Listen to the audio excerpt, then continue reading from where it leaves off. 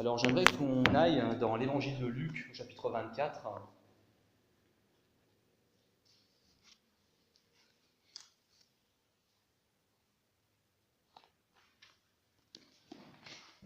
Luc chapitre 24.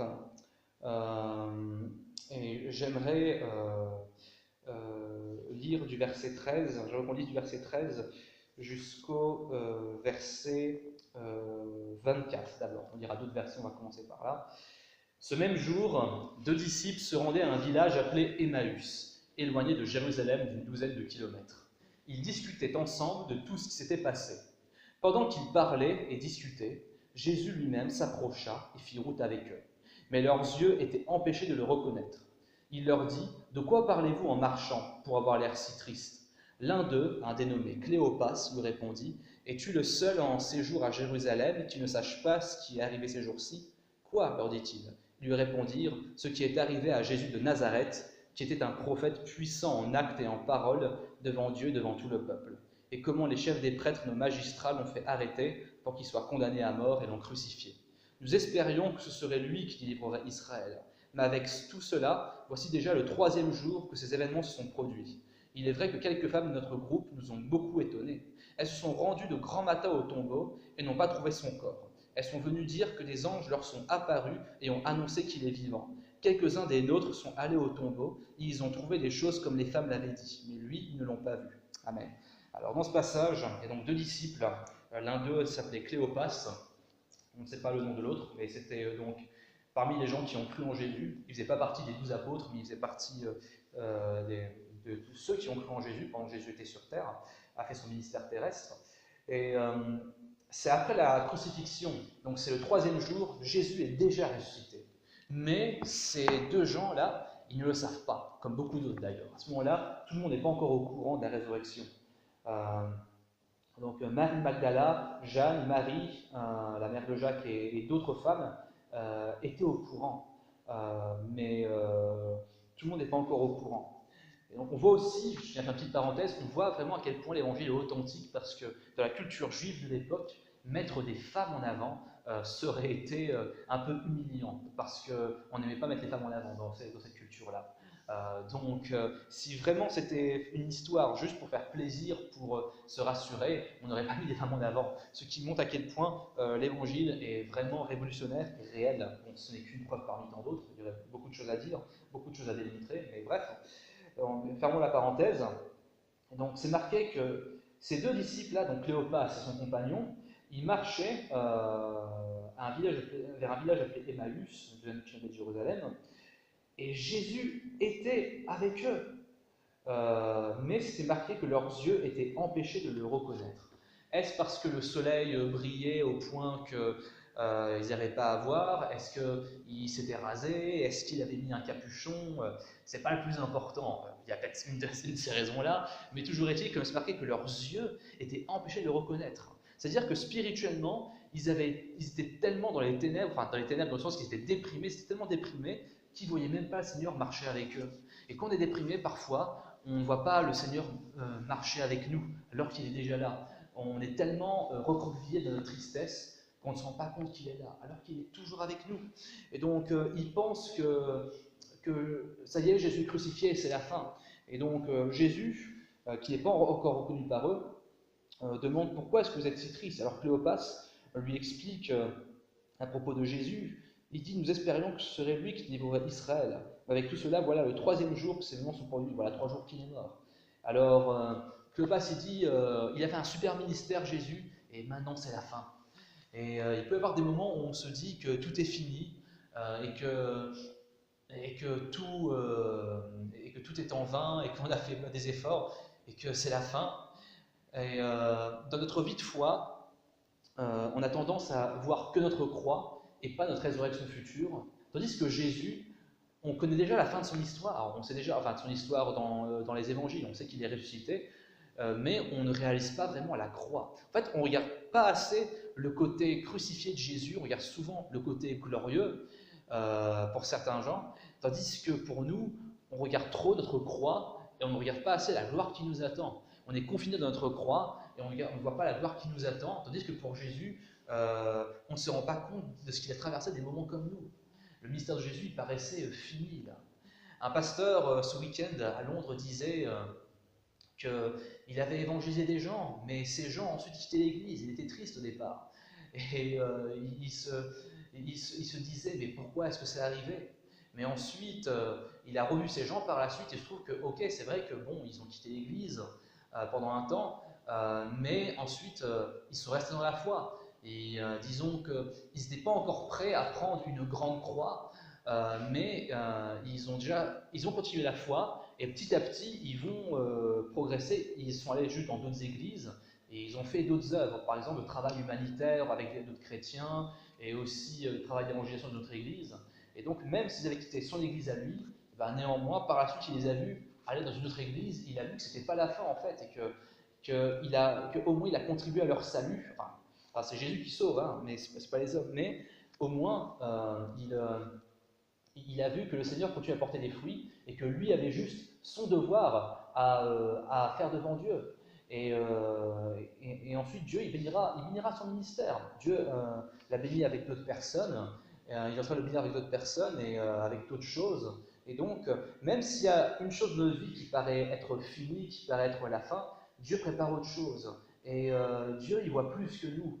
Et donc, ici, ils sont tout défaits. Alors qu'est-ce qu'ils font parce qu'ils sont défaits? Eh bien, ils vont à Emmaüs. Donc, le Seigneur, le Seigneur avait dit comment dire, il avait déjà annoncé qu'il mourrait et ressusciterait. Il avait déjà annoncé.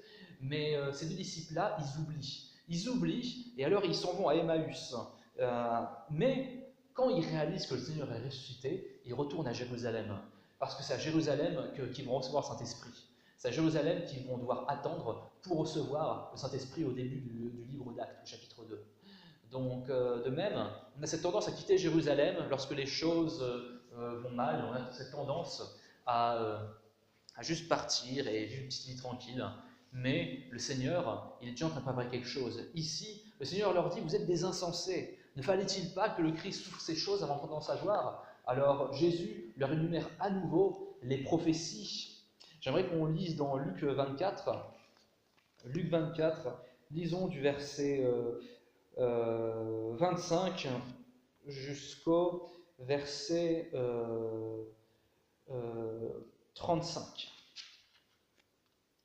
Alors Jésus leur dit, « Hommes sans intelligence, dont le cœur est lent à croire tout ce qu'ont dit les prophètes, ne fallait-il pas que le Messie souffre ces choses et qu'il entre dans sa gloire? Puis, en commençant par les écrits de Moïse et continuant par ceux de tous les prophètes, il leur expliqua dans toutes les Écritures ce qui le concernait. Lorsqu'ils furent près du village où ils allaient, il parut vouloir aller plus loin. Mais ils le retinrent avec insistance en disant, « Reste avec nous, car le soir approche, le jour est déjà sur son déclin. » Alors il entra pour rester avec eux. Pendant qu'il était à table avec eux, il prit le pain et, après avoir prononcé la prière de bénédiction, il le rompit et leur donna. Alors leurs yeux s'ouvrirent et ils le reconnurent, mais il disparut de devant eux. Ils se dirent l'un à l'autre, notre cœur ne brûlait-il pas en nous lorsqu'il nous parlait en chemin et nous expliquait les Écritures? Ils se levèrent à ce moment même et retournèrent à Jérusalem, où ils trouvèrent les 11 et les autres qui étaient rassemblés, et qui leur dirent, le Seigneur est réellement ressuscité, il est apparu à Simon. Alors les deux disciples racontèrent ce qui leur était arrivé en chemin et comment ils l'avaient reconnu au moment où ils rompaient le pain. Amen. Donc, dans ce passage, Jésus les réprimande. Il dit, hommes sans intelligence, dont le cœur est loin à croire tout ce qu'ont dit les prophètes. Il a dit, ne fallait-il pas que ces choses arrivent? Jésus encore leur dit, je vous ai déjà expliqué tout ça. Mais vous n'avez pas cette foi de la résurrection. Je vous ai déjà annoncé que je devais ensuite rentrer dans la gloire. Mais vous n'avez pas foi, vous vous laissez perturber par cela. Et ensuite, il leur explique à nouveau les Écritures, donc les écrits de Moïse et les écrits des prophètes. Et ensuite, ils rentrent dans une maison ensemble. Et alors, ils rompent le pain.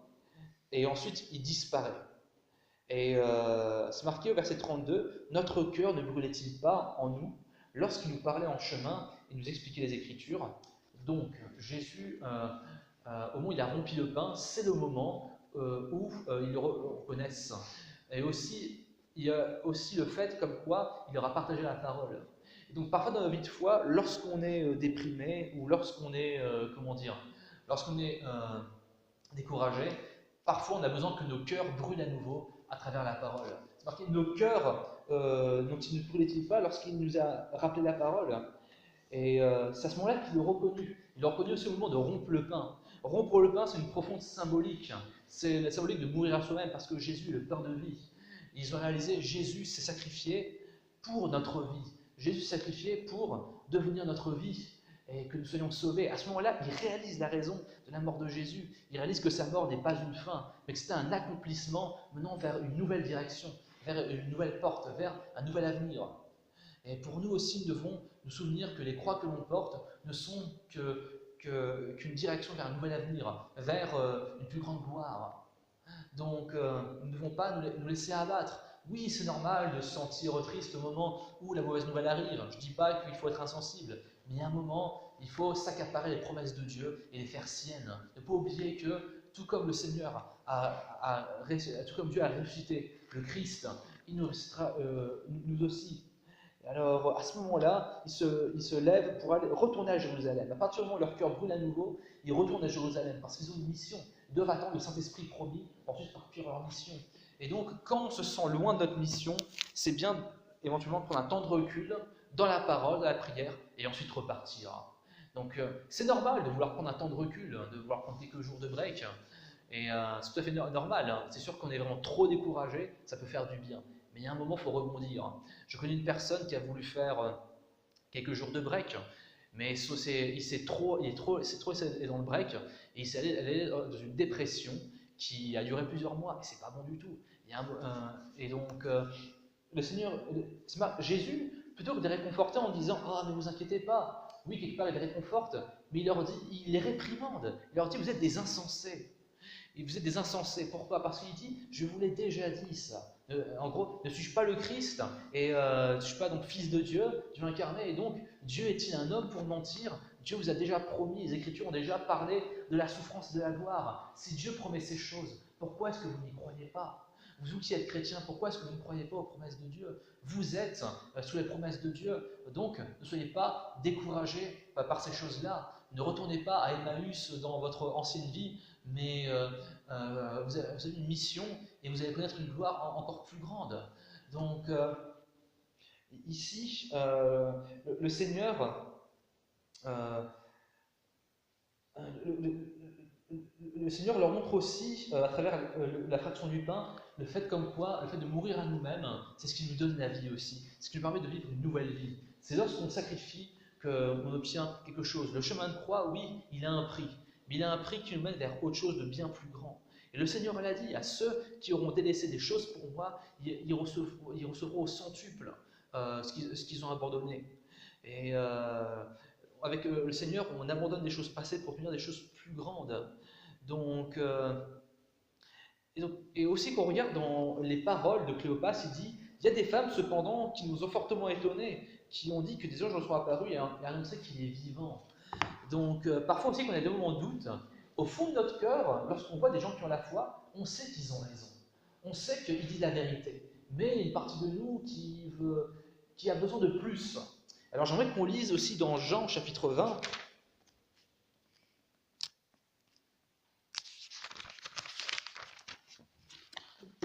Alors, Jean, chapitre 20. Et j'aimerais qu'on lise... alors, du verset 19 d'abord jusqu'au verset 25.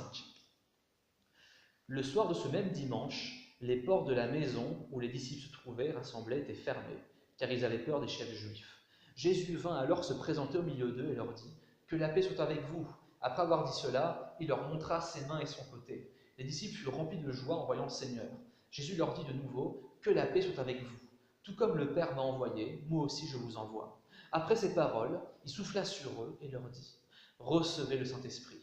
Ceux à qui vous pardonnerez les péchés leur seront pardonnés, ceux à qui vous le retiendrez, ils leur seront retenus. » Thomas, appelé Didyme, l'un des 12, n'était pas avec eux lorsque Jésus vint. Les autres disciples lui dirent donc « Nous avons vu le Seigneur. » Mais il leur dit « Si je ne vois pas dans ses mains la marque des clous, si je ne mets pas mon doigt et si je ne mets pas ma main dans son côté, je ne croirai pas. » Je ne croirai pas. Donc, ici, les disciples, ils n'étaient pas tous les 11, ils étaient plus 12 depuis que Judas était mort, mais ici, il y avait 10, enfin, il y avait des disciples, il y avait les 10 et il y avait peut-être aussi d'autres Et on ne sait pas exactement qui avait marqué les disciples, mais est-ce que c'était juste parmi les apôtres, ou est-ce qu'il y avait aussi d'autres gens qui croyaient en Jésus, ça on ne sait pas. Mais toujours est-il qu'ils avaient peur, mais le Seigneur se présente à eux. Et il leur dit que la paix soit avec vous. Jésus veut nous dire, n'aie pas peur. Même si tu as l'impression que les choses s'effondrent, même si tu as l'impression que les choses ont été comme ça, le Seigneur il a déjà préparé la gloire. Même si tu ne la vois pas maintenant, il est en train de la préparer. Et donc, toi, continue ton chemin avec foi. Parce que Dieu prépare des choses, réjouis-toi. Et donc, à ce moment-là, les disciples, même s'ils étaient sous menace juive, eh bien, ils commencent à se réjouir. On voit ensuite au début d'Actes qu'ils n'ont plus peur. Quand bien même les Juifs les menacent, là, ils étaient remplis de peur. Mais ensuite, dans le livre des Actes, après avoir expérimenté la puissance de la résurrection, ils n'ont plus peur. Ils n'ont plus peur et ils vont servir le Seigneur avec audace après avoir reçu le Saint-Esprit. Donc, même si les choses autour de nous ne sont pas roses, nous pouvons quand même nous réjouir et nous devons continuer la mission que le Seigneur a pour nous. Il y a des moments où on ne peut plus vraiment contrôler les situations qui sont autour de nous. Ici, les disciples, ils n'ont plus le contrôle. Mais qu'est-ce qu'ils peuvent faire? Ils peuvent garder la foi parce que le Seigneur est ressuscité, il a pourvu à leur salut et il va leur donner la puissance. Et c'est le plus important. Mais Thomas n'était pas avec eux. Pourquoi est-ce qu'il n'était pas avec eux? Ça, on ne sait pas. Est-ce qu'il aurait dû être avec eux? Ou alors est-ce qu'il avait une bonne raison pour être avec eux? Ça, on ne le sait pas. Mais c'est important pour les chrétiens de se rassembler et aussi d'être ensemble. Parce qu'ensemble, bien sûr que le Saint-Esprit est là, même quand il y a un seul chrétien. Mais lorsqu'on est plusieurs et qu'on prie ensemble, il y a plus de puissance, on est plus unis et on est plus fort aussi, on est plus protégé face aux assauts de l'adversaire. Et aussi, quand on est ensemble, la foi de l'un peut contagier les autres aussi.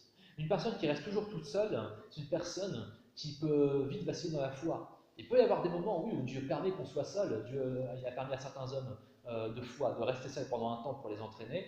Mais en règle générale, en dehors de ce temps de désert particulier, il est important de fréquenter d'autres chrétiens et de ne pas être seul. Alors, Thomas, qu'est-ce qu'il fait? Il dit, si je ne vois pas dans ses mains la marque des clous, alors ce n'est pas exactement les mains, mais il faut aussi comprendre les poignets, parce que la crucifixion est surtout sur le poignet, mais bref. Si je ne mets pas mon doigt et si je ne mets pas ma main de son côté, c'est la traduction, je ne croirai pas. Donc Thomas il dit, moi je ne croirai pas. Mais c'est marqué ensuite, verset 26, 8 jours après. Donc pendant 8 jours, les disciples, ils avaient vu Jésus ressusciter. Et ils se réjouissaient, certainement. Et pendant ces 8 jours, Thomas il devait se dire, mais ils sont fous quoi. Qu'est-ce qui leur arrive? Ils ont bu du vin, pourquoi ils se réjouissent? Ils sont devenus fous.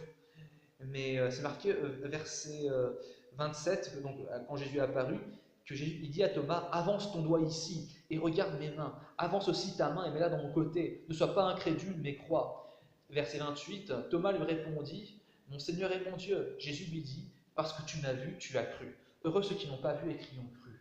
Alors, Thomas, il a du mal à croire. Alors qu'est-ce qu'il fait? Il demande une preuve.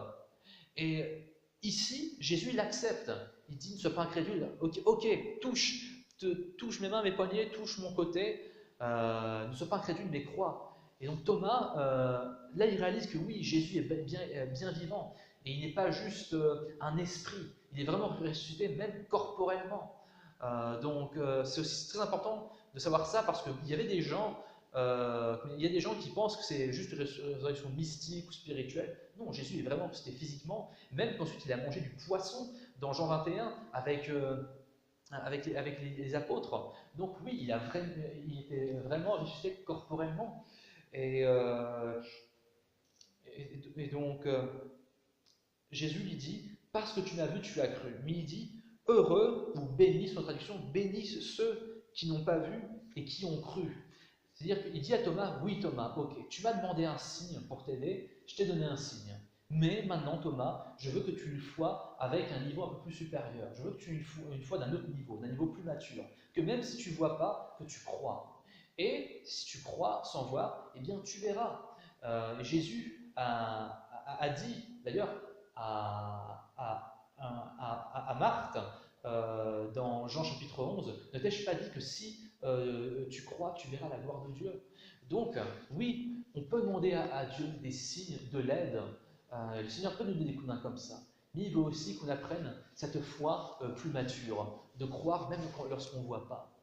C'est très important, parce que c'est ça qui va faire la différence entre une foi immature et une foi mature.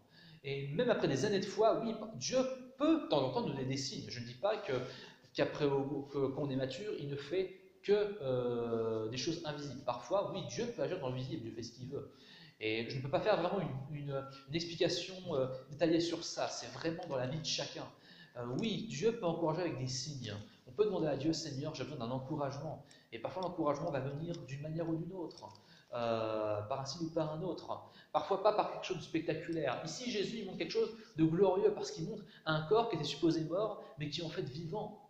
Donc oui, là il montre quelque chose de spectaculaire quand même, mais parfois le Seigneur va aussi nous encourager à travers des petites choses. Donc nous devons apprendre cette foi de ne pas juste dépendre de ce que l'on voit. Parce que le Seigneur agit justement dans l'invisible. La plupart des choses autour de nous se passent dans l'invisible. Le monde invisible, le monde spirituel est beaucoup plus sophistiqué et précis que le monde physique. Dans le monde physique, si on regarde que avec les yeux physiques, on ne peut rien comprendre. Parce que dans le monde physique, dès qu'on voit qu'un truc ne marche pas comme on veut, on se pose tout un tas de questions et on psychote et on n'a pas toujours les réponses. Parfois on les a, oui, parfois il y a des réponses toutes bêtes, mais parfois il y a des réponses qu'on n'arrive pas à trouver facilement. Parce qu'il y a des causes invisibles. Donc le Seigneur nous demande d'avoir cette foi qu'il est en train d'agir dans l'invisible, même lorsqu'on ne s'en rend pas compte, même lorsqu'on ne le voit pas. Donc n'ayons pas peur et ayons cette foi de croire même sans avoir vu, sachant que si nous croyons sans avoir vu, bah après nous allons voir, puisque ceux qui croient vont voir la gloire de Dieu. Donc, oui, donc il y aurait beaucoup de choses à dire sur la résurrection et sur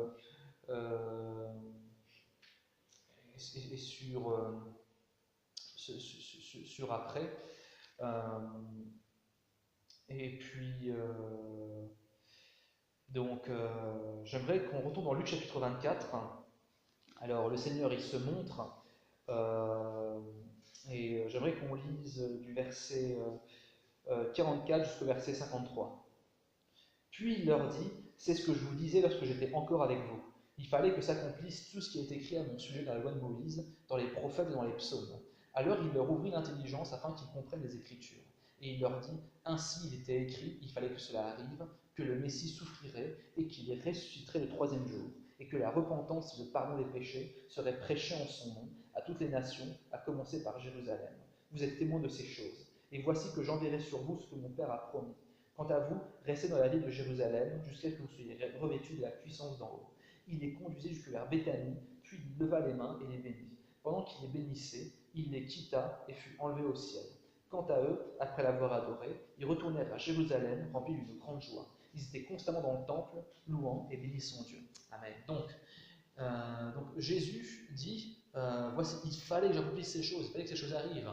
Et certains malheurs dans nos vies, peut-être que certains devaient arriver pour qu'on comprenne des choses. Peut-être que pour être humilié, devenir plus humble, peut-être pour réaliser tel objectif, peut-être qu'il était nécessaire que certaines choses soient permises.